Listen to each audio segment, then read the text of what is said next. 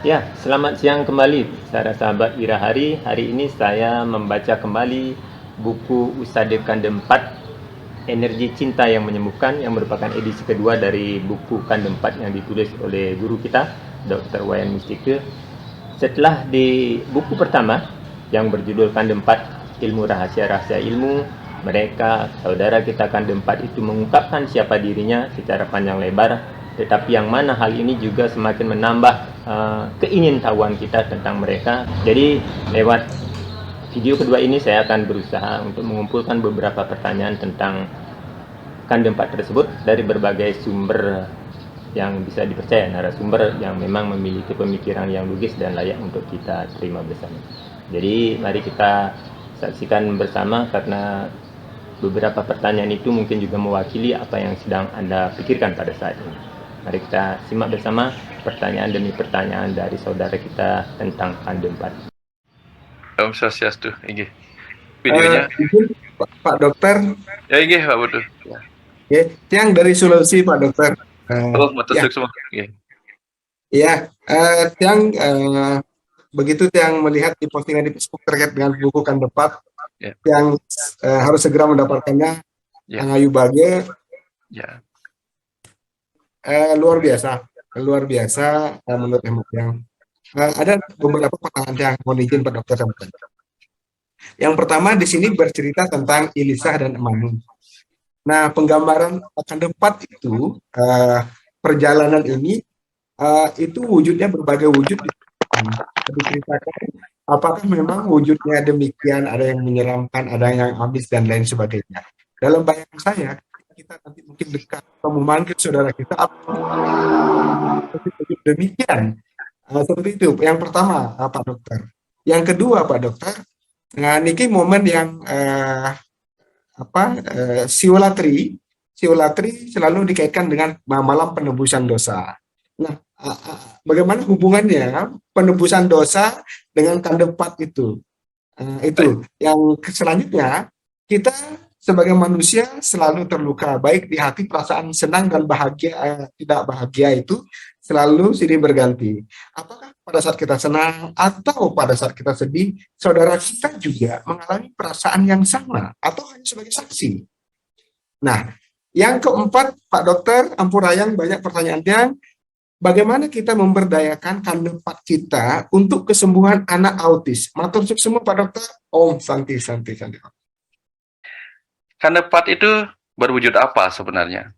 Nah, karena Kanda 4 itu sebenarnya bagian dari diri kita, maka dia akan mewujud energi dan kecerdasannya sebagaimana diri kita, karena mereka adalah cermin kita juga. Cermin diri kita yang ada di luar diri kita, yang ini, yang pancer ini, dia menyebar kemana-mana dan mewujud menjadi diri kita. Bahasa Inggrisnya apa? You are what you think, gitu.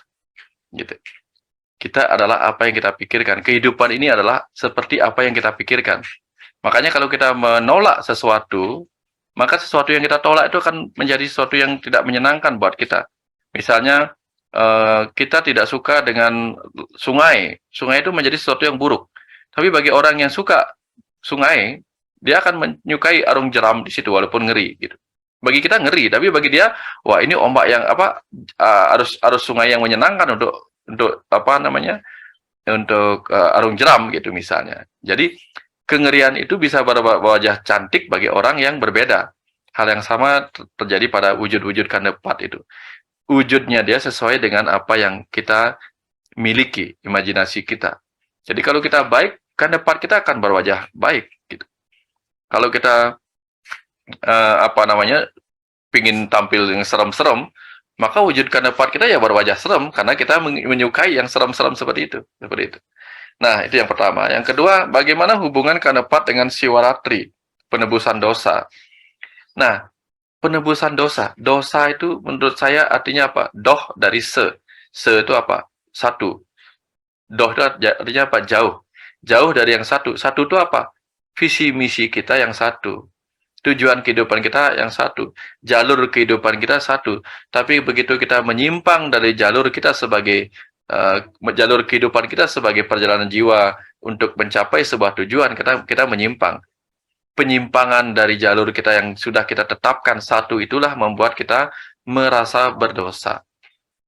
Lalu ketika kita melaksanakan hari malam Siwaratri, kita memetik daun bila. Gitu. Di zaman dulu Lubdaka itu para pemburu duniawi itu memetik daun bila gitu misalnya.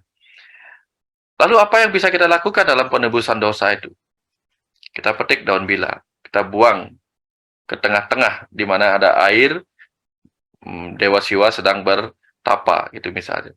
Siapakah Dewa Siwa yang sedang bertapa? Kita tahu Dewa Siwa itu adalah titik-titik tengah di antara kadepat itu. Di tengah-tengah dia. Di timurnya Iswara, baratnya Mahadewa, selatannya Brahma, utaranya Wisnu, di tengah-tengahnya Siwa. Nah, Siwa itu siapa? Jiwa kita. Yang ada di tengah ini, yang berdiam di tengah-tengah air. Karena tubuh kita penuh air. Begitu kita petik bila dengan sebuah pesan, bila mana ada yang salah tentang kehidupan masa lalu saya meminta maaf. Bila saya salah pernah berkata buruk, saya minta maaf. Bila saya salah, nah, petikan-petikan bila itu adalah simbolik menurut saya perenungan-perenungan diri kita yang melihat hal-hal buruk yang pernah kita lakukan, yang pernah kita sesali, lalu kita sertakan permintaan maaf. Itulah penebusan rasa bersalah kita atas kehilapan-kehilapan masa lalu yang sudah pernah kita lakukan. Nah, kenapa? Karena kita mengikuti 7 kegelapan itu. Gara-gara 7 kegelapan yang kita lakukan, kita akhirnya menjauh dari jalur perjalanan kehidupan kita yang sejati, sehingga kita doh dari yang sejati itu, sehingga kita dosa. Nah, kita tebus penyebab dosa kita yang disebabkan oleh 7 kegelapan itu. Dengan apa? Bila aku pernah salah karena pengaruh kebangsawananku, aku minta maaf. Bila aku pernah salah karena aku terpengaruh oleh minuman keras, aku minta maaf. Bila aku pernah bersalah oleh karena kerupawananku, aku minta maaf. Bila aku pernah merasa terlalu pintar karena efek guna dari kegelapan itu, aku minta maaf. Nah, itu contoh-contoh bagaimana kita menggunakan ajaran kadepat itu dalam konteks Siwaratri ini untuk apa? Menebus dosa-dosa itu dengan memasukkan rasa bersalah dan permintaan maaf ke dalam jiwa kita sendiri. Sang Siwa di dalam kita. Ya, kira-kira seperti itu. Sehingga kita bisa memaklumi kesalahan kita di masa lalu yang mungkin belum sempat belajar sehingga kita menjadi gelap. Sekarang kita renungkan, kita tahu itu kegelapan dan kita cerahkan kegelapan itu dengan cahaya pengetahuan. Itulah ajaran Siwaratri. Nah, kemudian bagaimana kadepat dengan hubungannya dengan perasaan kita? Kembali seperti tadi, you are what you think. Apakah berpengaruh? Tentu saja. Berbicara tentang kandepat buta dalam tubuh kita, ada benda padat, ada benda cair, ada udara, ada api dalam diri kita. Itu sangat dipengaruhi oleh perasaan kita. Kalau perasaan kita lagi cemas, tubuh kita, benda padat ini akan mengalami proses atau gejala-gejala akibat kecemasan. Bisa psikosomatik, bisa yang lain-lainnya. Dalam bentuk apa? Api meningkat, yaitu asam lambung meningkat, sehingga panas dadanya. Kemudian air meningkat, karena kita kecemas, air meningkat, sehingga kita kencing aja terus. Nah, seperti itu kira-kira. Jadi, bagaimana pengaruh perasaan kita? Begitulah efeknya pada tubuh kita. Tapi kalau kita penuh sukacita, tubuh kita yang tersusun dari kandepat buta ini juga akan mengalami sukacita. Seperti cerita di awal tadi. Nah itu. Yang keempat pertanyaannya, bagaimana mengatasi menggunakan kekuatan kandepat pada anak autis. Nah tentu saja kalau kita sudah pertama yang harus kita lakukan adalah kita belajar menerima. Belajar menerima anak autis itu. Lalu kita lihat bahwa di balik setiap bencana selalu tersimpan berkah. Kita hanya perlu menggali berkah itu. Kan banyak orang cebur ke dalam lumpur hanya untuk menemukan serpihan-serpihan biji-biji emas di situ. Walaupun sedikit, tapi kalau dikumpulkan jadi banyak. Dia tidak peduli dengan lumpurnya, tapi dia peduli dengan biji-biji emas yang ada di dalam sungai itu atau lumpur itu. Nah, kalau kita punya anak autis, kita mungkin stres dengan autisnya, tapi coba lihat berkah di balik itu. Ada banyak sekali anak-anak autis yang setelah dipahami berkahnya oleh orang yang mampu, oleh orang yang cerdas, ternyata apa? Anak autis itu memiliki sesuatu potensi yang bisa melampaui yang lainnya. Coba lihat di YouTube nanti, bagaimana banyak sekali orang-orang autis yang bisa menciptakan sesuatu yang luar biasa, yang tidak mampu diciptakan oleh orang-orang yang lainnya. Coba tonton film India, judulnya eh, apa namanya? Apa ya? Pemainnya yang main film Piki itu, siapa namanya dulu? Amir Khan. Judulnya Tari Jamir Far, kalau nggak salah, Tari Jamir Far. Bagaimana seorang anak autis yang tidak bisa membaca ternyata mempunyai kemampuan lukis yang luar biasa. Karena dia dibimbing oleh seorang guru yang luar biasa, yang ternyata dulunya juga seorang autis, yang tidak dipahami oleh banyak orang. Tapi setelah dipahami, potensinya dia menjadi guru yang luar biasa. Nah, jadi cara pertama, karena bagaimana mengatasi anak autis, temukan kandepat yang mampu menangani dia. Kandepat siapa? Kandepat manusia. Itu siapa? Saudara kita sesama manusia yang dibekali kemampuan untuk menyembuhkan anak autis kita. Dengan kemampuan dia membaca itu. Banyak orang seperti itu yang mempunyai kemampuan untuk itu. Temui mereka yang sudah diberkahin semesta dengan keahlian itu. Karena itu pun kandepat kita. Kandepat berwujud manusia. Bukan hanya berwujud gaib-gaib. Dokter pun kandepat kita, tabib pun kandepat kita, petani pun kandepat kita kalau kita lagi butuh makan. Semua orang. Nah, jadi ini Einstein juga katanya seorang pengidap autis. Thomas Alva Edison juga orang yang takut pada kegelapan, tapi ketika benar penanganannya, dialah yang menciptakan lampu pijar seperti yang kita miliki sekarang ini, perkembangannya. Kira-kira seperti itu, Pak Putu, Kerta. Mungkin tidak menjawab secara utuh semuanya, karena keterbatasan waktu juga. Ini sudah jam 10 lewat, hebat ini, banyak sekali pesertanya. Matur semua Pak Dokter pencerahannya. Sama-sama, Pak, ya. Ya Pak Putu, Pak Kerta, saya lupa. Iya. Pak Kerta, ya. Silakan yang lain. Ya. Oke, Dokter. Ini saya mohon maaf nih, saya bacakan yang ada di chat, Pak. Juga banyak juga yang nanya di chat nih. Saya bacakan satu dulu yang menarik. Ya, dari Oko, ini Guru Tiang bertanya, dalam tradisi Bali, ada yang menyimpan tali pusar yang baru terputus setelah beberapa hari bayi lahir. Apa maknanya terkait kandepat? Ya. Baik, terima kasih. Ini pertanyaan bagus. Kita percaya di slide yang saya tampilkan tadi, ada 3 hal, materi, energi, kecerdasan. Dipercaya bahwa setiap materi itu mengandung energi dan mengandung kecerdasan, seperti setiap atom itu. Nah, tali pusat yang putus itu tentu saja merupakan materi, yang di dalamnya ada energi dan ada kecerdasan. Zaman dulu itu dipakai oleh orang-orang Bali, sisa potongannya yang sudah mengering itu, dijadikan kalung. Sekarang di dunia medis modern, apa yang dilakukan? Tali pusat itu disimpan dalam kondisi beku dingin, dengan nitrogen cair kalau tidak salah. Itu di Singapura katanya ada. Untuk apa? Untuk menyimpan kecerdasan stem cell yang ada di dalam tali pusat itu. Sehingga suatu ketika, kalau orang itu butuh, si bayi itu suatu ketika dewasa mengalami penyakit yang membutuhkan donor ginjal dan sebagainya, itu bisa diambil stem cell-nya untuk dikembangkan dengan cara cloning, atau diapakan itu, kemudian menjadi organ sesuai dengan yang dibutuhkan. Sehingga kita tidak butuh lagi mengambil organ orang lain, tapi diambil dari sel-sel stem cell, sel induk cerdas yang ada di dalam tali pusat itu. Nah, untuk apa? Untuk dikembangkan sel-sel cerdasnya menjadi sesuai kebutuhan, karena DNA-nya sama. Nah, itu contohnya. Orang sekarang, orang modern. Orang dulu, orang Bali nggak mungkin melakukan seperti yang sekarang dilakukan, karena penelitiannya belum ada. Tapi ada pesan di situ bahwa apa? Tali pusat itu ternyata menyimpan sesuatu energi yang sangat bagus kalau diteliti dengan kecerdasan semesta yang diturunkan pada para peneliti dan para dokter yang ada di sana itu. Nah, kira-kira itu kaitannya betapa ajaran orang tua dulu itu ternyata mempunyai connect dengan kehidupan dunia pengobatan modern ini. Tidak tahu bagaimana mereka tahu hal-hal seperti ini di masa lalu. Ya, kira-kira seperti itu.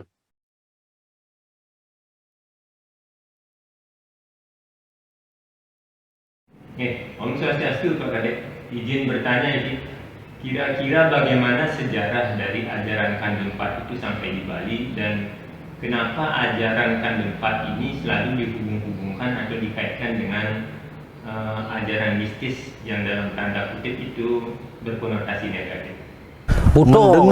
Mendengar kandepat itu, bayangan kita adalah makhluk yang Betul. besar, serem gitu. Ya, memang kalau kita lihat sejarahnya munculnya kandepat ini kan ketika Bali ini belum masuk agama. Ya, sebelum Puku Turan datang. Ini Kan ajaran ada- yang sangat kuno berarti. Iya, iya. Boleh dikatakan asli Bali. Asli Ajaran Bali. asli Bali ya. Oke. Dan ini sebenarnya adalah ajaran Siwa. Oh, Siwa juga. Dewa Siwa langsung mengajarkan kepada Dewi Parwati sebagai Iya, Dewi iya. Durga. Nah, beliaulah Dewi Durga inilah yang menurunkan ajaran kandepat ini, namanya kandepat Pasukwetu. Pasukwetu. Ya, di Jawa beliau turunkan di aliran Dirah. Dirah. Ya. Kemudian di Bali diajarkan kepada para penganut Durga dan Bhairawa. Nah, Oke. sebelum Empu Kuturan datang ke Bali kan ada beberapa sekte ya. Nah, sekte inilah yang mengembangkan ajaran kandepat ini. Oke. Gitu. Nah, kandepat ini sebenarnya kalau tadi dikatakan serem karena ini ada dua sisi. Dua sisi. Dua sisi. Ada sisi kesaktian, ada sisi kesidian. Kebijaksanaan gitu. Kesidian. Kesidian. Sakti itu adalah mereka yang menjalankan ilmu-ilmunya black magic. Oke. Ini orangnya jadi sakti. Oke. Ya. Melanda ya, dong ya. lordnya nak sakti. Kemudian mereka yang menjalani ajaran kanan itu akan menjadi balian sidi. Kanam nih kan apa Pak? Kanan. Kanan. Oh, Kiwo kiri. tengen. Oh, Kiwo iya, tengen. iya. Oke. Gitu. Nah, tapi sebelum ke sana dulu, nah, ajaran Bhairawa dan Durga inilah yang sempat menguasai Bali. Sehingga pada saat itu tuh terjadi istilahnya gerubug. Orang mati. Kalau di Celenarang itu kan seperti itu kan. Mati pagi, ditanam siang segar gelam mati ya. Ajaran di Celenarang itu kan. Nah, itu disebabkan oleh pengaruh dari ajaran Durga dan Bhairawa. Yang memang harus memberikan korban kepada Dewi Durga itu berupa manusia. Gitu. Nah, ini berlangsung lama, tergugahlah hati seorang yogi. Kemudian yogi ini memohon kepada Dewa Siwa agar dikeluarkan kandepat Siwa. Ya, karena ada kandepat Siwa, ada kandepat Durga. Nah, di Bali ini karena ada gerubuk ini, Siwa menurunkan 18 kandepat. Artinya 18 kandepat ini masing-masing kandepat ini diajarkan oleh seorang guru yang mendalami kandepat. Sehingga 18 guru inilah yang punya teknik masing-masing yang saling berbeda tetapi tujuannya sama. Nah, inilah ketika kita mau belajar gini pasti orang-orang tua kita belajar gitu. Betul. Nah, disinilah apa yang Win tanyakan, melajah kebatinan pelihagulikan ini bisa yang sing stres bisa bodoh-bodohan. Nah, itu 18 dulu kan. Kemudian sekarang berapa tahun itu? Itu sekitar tahun 1300-an. Sampai sekarang ini berapa versi ada? Makanya disuruh hati-hati, jangan sampai mengadukkan versi ini dengan versi ini. Sehingga bingung. Makanya Tiang sarankan bagi yang mendalami kandepat, belajarlah pada satu orang guru sampai tuntas. Pertanyaan saya itu adalah seringkali kita terjebak menggunakan kandepat betul dan sering kita tuh melupakan sesungguhnya Tuhan itu sendiri, kekuatan ilahi. Semua Pak Made, ini pertanyaannya bagus ini. Tadi kita sudah bisa melihat di awal bahwa apa? Di puncak situ ada kecerdasan semesta tak terbatas sebagai sang roh atau sang pencipta, percikan Tuhan. Kecerdasan semesta lalu menunjukkan kemampuan di bawahnya menjadi energi. energi memadat menjadi materi, itu di bawah lagi. Jadi tubuh kita di bagian bawah, pikiran di tengah-tengah, lalu sang roh di bagian atasnya. Ini seperti berbuah suah tadi. Nah, kebanyakan kita di kehidupan ini baru dalam proses berjalan dari tubuh menuju kesadaran pikiran, lalu menuju kesadaran jiwa, kesadaran roh. Nah, sehingga ketika bertemu dengan energi itu, banyak yang menggunakan energinya untuk kepentingan tubuhnya, lalu energinya untuk kepentingan pikirannya. Sedikit yang mulai di puncak memakai energi itu untuk kebutuhan kecerdasan semestanya. Nah, ini sebabnya banyak orang terjebak kepada energi itu dipakai untuk urusan tubuh. Akhirnya apa yang terjadi? Muncullah kesenangan kepada kawisesan atau kekuatan kesaktian kawisesan itu. Karena memang menyenangkan di situ, energi di situ. Sama dengan kita baru punya uang, mungkin kita akan tunjukkan uang kita untuk kebutuhan tubuh, kebutuhan yang lain-lainnya. Karena dalam ajaran Maslow, dalam teori kebutuhan Maslow itu, aktualisasi diri atau mengenal siapa diri sejati itu memang di puncak tempatnya. Lebih banyak kebutuhannya di bawah. Keamanan, rasa aman, dan sebagainya, itu harga diri, itu masih di bawah itu. Sehingga efeknya apa? Banyak orang menggunakan energinya untuk kepentingan-kepentingan yang berkenaan dengan menampilkan dirinya sebagai si A, si B yang sakti dan sebagainya. Itu tidak apa-apa sebenarnya bagi banyak orang yang sedang rindu kepada bagian dari kekuatan dari kecerdasan Tuhan itu sendiri. Bagian dari energi dan materi. Tapi yang bagi mereka yang sudah mencapai melewati itu, ya, akan lebih banyak mencari kebijaksanaan, karena di bawahnya ada kewisesan, di atas itu adalah kawiwekan. Nah, proses kita yang benar adalah teruslah naik sampai kita menemukan kebijaksanaan. Kalau tidak, kita akan terjebak pada kawisesan itu sendiri. Sehingga kandepat lebih banyak dipakai untuk apa?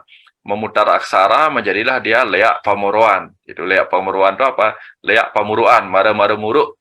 Baru-baru muruk sehingga apa? Jadi aji ugig. Ugig suka usil ini, usil itu, coba kekuatan ini, kekuatan itu. Tapi begitu dia terus mendalami lebih jauh, lebih luas wawasan dengan ilmu pengetahuan atau aksara tadi, leak itu linggih aksara. Yang terjadi leak sari, dia mendapatkan sari-sari pengetahuan, akhirnya apa? Menjadi wise, menjadi bijaksana, mencapai kesadaran ketuhanan itu sendiri. Nah, ini yang disebut dengan leak sari itu. Nah, dari sinilah proses perjalanan kita. Tapi bahwa ada masih banyak di situ, rata-rata itu adalah roh-roh yang masih remaja. Kita pun dulu suka di situ-situ, suka kita di situ-situ. Untuk apa? Memang kebutuhan kita di situ. Nah, sudah semakin berumur, nanti kita akan lebih suka di wilayah-wilayah kebijaksanaan. Kira-kira seperti itu Pak Made, mudah-mudahan menjawab. Ketika kita masih berada di rahim ibu, Kande 4 melindungi kita. Lantas, ketika kita sudah dilahirkan, bagaimana cara Kande 4 itu melindungi kita? Mohon penjelasannya, Guru. Itu adalah di dalam rahim kita, plasenta itu atau ari-ari itu merupakan sumber oksigen yang mengalirkan darah, yang mengalirkan udara, nutrisi dan sebagainya. Maka yang terjadi di dalam kehidupan ini adalah apa? Plasenta itu seperti menjadi gunung. Gunung yang ada hutannya, yang ada danaunya. Coba perhatikan itu. Gunung, hutan, danau. Gunung, hutan, danau itu merupakan sumber oksigen dari pohon-pohon di hutannya. Dia juga sumber air yang membawa nutrisi melalui danau yang mengalir melalui sungai-sungai. Ya. Dan dia juga sumber banyak hal. Ya, sumber humus untuk kehidupan yang kemudian diubah menjadi tanah subur. Nah, jadi seperti itulah. Kalau di dalam rahim kita kan dia seperti gundukan, ari-ari seperti gundukan yang mengalirkan cairan darah, mengalirkan udara, mengalirkan oksigen. Hal yang sama terjadi di alam ini, ada pada gunung itu. Jadi ketika kita pergi ke gunung, rasakan kita sedang berpelukan kembali dengan plasenta atau ari-ari kita yang dulu melindungi kita. Serap kembali oksigennya, serap kembali air jernih di situ. Tapi sekarang sayangnya banyak orang mengotori danau, merusak danaunya, sehingga sama aja kita merusak ari-ari yang dulu pernah melindungi kita. Nah, kira-kira seperti itu. Kira-kira seperti itu. Ini banyak yang ini. Ini adalah sering saya buka ini, bagus-bagus pertanyaannya semua ini. Yang mana saya harus baca ini dulu ya. Ya, izin bertanya, bagaimana cara menjalin hubungan dengan kandepat? Ya, karena kalau bicara tentang kandepat seperti tadi itu, yang ada pada diri setiap orang, silahkan berhubungan dengan harmonis dengan siapa saja. Karena kandepat kita juga ada pada kandepat mereka. Jalin keharmonisan dengan orang-orang dimanapun, dalam keluarga, dalam lingkungan kita. Jalin keharmonisan. Itu cara paling mudah terhubung dengan saudara empat kita yang ada pada diri manusia. Lalu, cara kita terhubung dengan kandepat buta atau kandepat yang ada di lingkungan kita, harmonislah dengan pepohonan, harmonis dengan lingkungan kita. Ya, boleh bicara pada pepohonan. Lihat dia bukan lagi sebagai pepohonan, tapi sebagai saudara kita yang tetap menjaga kita, memberi oksigen saat ini. Itu caranya untuk kita terus terhubung. Ya, ketemu air laut, bicara pada lautan. Mungkin terkesan gila, tapi enggak. Tapi jangan bicara ngomong kedengaran orang, enggak. Seperti kita melihat dengan bicara dengan rasa, bahwa kita mengenalinya sebagai tanah, air, udara, cahaya yang membuat kita terus terkoneksi dengan mereka gitu. Jadi cintailah alam ini seperti kita mencintai kandepat itu sendiri. Inilah ajaran keharmonisan dengan lingkungan atau pelemahan. Lalu bagaimana kita connect dengan kandepat dewa? Ya sudah, sering-sering sembahyang. Mau sembahyang ala Islam, ala Kristen, ala Hindu, ala Buddha, atau kalau kita di Bali punya pelinggih-pelinggih, silahkan sembahyang di situ. Karena pada dasarnya mereka itu semua adalah satu, tunggal, yaitu kecerdasan semesta yang ada di mana-mana. Kalau di ajaran Islam seperti disampaikan tadi, kemanapun kamu menghadap, disitulah aku berada. Silakan. Dengan cara sembahyang apapun, mengarah kepada apapun, itu kita anggap kita sedang berbicara dengan Tuhan sebagai kecerdasan semesta yang kemudian menyebar di segala penjuru mata angin menjadi kandepat itu. Itu caranya connect dengan tiga itu. Kalau di Bali banyak cara. Tiap hari ada orang mesegeh, mengaturkan sesajen, segahan warna-warni. Warna-warni itu simbolik dari dewa-dewa. Ya, kalau dewa diberikan kepada para buta, tentu saja buta akan berubah menjadi dewa. Karena buta itu gelap, dewa itu cahaya, kegelapan akan hilang oleh cahaya warna-warni. Kesuraman oleh karena tidak ada warna-warni akan hilang oleh adanya kemeriahan warna-warni. Itu cara sederhananya. Terus ada juga ada juga kita bisa connect dengan kandepat kita ketika kita merayakan ulang tahun. Kalau di Bali upacaranya wetonan, mungkin di Jawa juga ada. Lakukan itu, connect dengan mereka, terhubung dengan mereka yang ada di dalam diri kita, yang ada di luar diri kita. Itu sudah diajarkan di buku kandepat yang 1. Akhir diperdalam di kandepat 2. Ini banyak sekali ini pertanyaan bagus-bagus. Bagaimana mengobati diri kita sendiri dengan menggunakan kandepat? Kalau sudah baca buku kandepat 1 akan tahu bahwa daging kita, darah kita, sel-sel tubuh kita, keringat kita, semua bagian dari tubuh kita adalah kandepat itu sendiri. Bagaimana kita mengobatinya? Minta kepada tubuh kita dengan kekuatan pikiran kita untuk apa? Untuk mereka menyembuhkan dirinya sendiri dengan kecerdasan sel-sel yang mereka miliki. Itu caranya. Jadi minta. Nah, ajaran sekarang mengatakan apa? Afirmasi, kemudian imajinasi, bayangkan kita sembuh. Sehingga pikiran sadar kita tidak mengganggu proses tubuh kita atau kandepat yang ada pada tubuh kita untuk melakukan proses penyembuhan. Sayangnya kan pikiran kita ketika sakit pasti stres, pasti marah-marah, pasti denial, menyangkal, atau ya segala macam lah, kadang depresi. Nah, kalau sudah demikian, kandepat kita tuh bingung, yang ada pada tubuh ini bingung. Satu sisi dia harus menyembuhkan dirinya sebagai tubuh. Satu sisi dia harus melayani pikiran yang cemas. Antagonis. Pikiran cemas, tubuh ingin sembuh, kacau. Makanya cara penyembuhan paling baik adalah apa? Lakukan proses di mana pikiran kita mendukung tubuh menyembuhkan dirinya dengan cara apa? berikan afirmasi-afirmasi yang membantu tubuh kita sembuh. Mengenai, kan ada istilah ini Guru, mengenai cenayang, indigo, sama melik. Apakah semuanya itu termasuk dari anugerah atau kekuatan gandepat? Dan bagaimana proses itu bisa terjadi dari seseorang? Yang satu pertanyaan tentang melik. Yang satu lagi apa tadi? Indigo. Indigo. Oke, Indigo, cenayang, sama melik. Cenayang, melik. Oke, indigonya. Semua yang ditanyakan itu berkaitan dengan kecerdasan dari sang kandepat energi itu. Sehingga orang indigo, orang cenayang itu bisa melihat melampaui ruang dan waktu. Kenapa? Karena dia bisa, kan ada ruang itu kan akasa. Jadi dia bisa melihat benda yang padat, mata kita bisa melihat benda yang padat, bisa melihat benda yang cair, tapi ada orang yang mempunyai kemampuan untuk melihat isi daripada ruang akasa, ruang kosong itu. Sehingga dia bisa melihat makhluk-makhluk yang lain barangkali. Itu karena dia diberkahin oleh kekuatan dari kekuatan di dalam dirinya yang bernama Ibu Tedengen atau Ratu Ketut Petung namanya, kekuatan itu namanya yang di tengah itu, yang menjadi pancar itu. Nah, kalau dia diberkahin oleh kekuatan itu, dia bisa melihat ruang-ruang kosong itu berisi sesuatu. Ya, dia bisa melihat makhluk-makhluk yang tak terlihat oleh orang lain, seperti orang-orang indigo, seperti para cenayang yang bisa melihat kejadian di masa depan atau di masa lalu. Dia menembus ruang dan waktu, itu bisa. Nah, lalu bagaimana dengan melik? Kalau bahasa melik itu kan orang Bali sering mengatakan, oh dia melik, dia akan umurnya sudah ditentukan.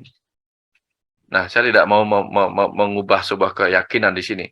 Tapi banyak keuntungan ketika kita mempercayai melik itu. Kenapa? Kadang-kadang dia bermanfaat untuk membuat kita lebih mudah menerima kejadian-kejadian yang mungkin tidak kita harapkan terjadi. Itu kan banyak di Bali itu. Harapannya tidak terjadi seperti itu, tapi terjadi. Ungkapan melik atau istilah melik itu bahwa ini sudah memang jalannya, itu membuat kita sedikit merasa lega, karena itu sudah kehendak takdirnya, begitu. Nah, lalu apakah yang berkaitan dengan kandepat? Ya. Karena salah satu bagian dari kandepat Atma disebut Sang Suratma. Sang Suratma itu kemudian surat Atma. Dialah yang menyurat takdir kehidupan kita berdasarkan pengalaman-pengalaman masa lalu kita. Kelak kita akan lahir menjadi apa, umur berapa kita akan pulang, pelajaran apa yang kita akan dapatkan, itu dicatat oleh siapa? Diri kita yang bernama Sang Suratma itu.